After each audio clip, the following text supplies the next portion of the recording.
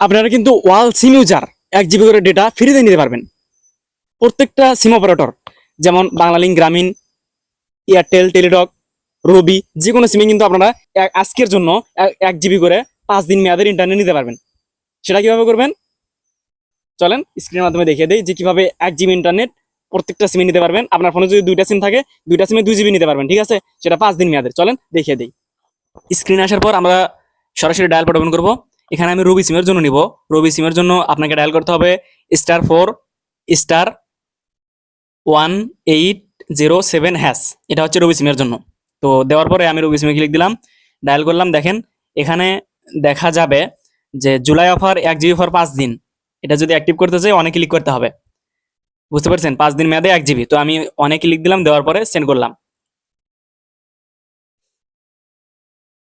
তো আমার কিন্তু হয়ে গেছে। এখন আপনারা দেখতে পাচ্ছেন আমি বাংলালিংক সিমের জন্য দেখাচ্ছি *121*1801, শুধু 1 to 1 ওখানে 4 ছিল, এখানে 1 to 1 যোগ হবে, ঠিক আছে? দেখেন 1 জিবি 5 দিন free, one time by one. আমি একে ক্লিক দিলাম, দেওয়ার পর দেখেন your request has been successful.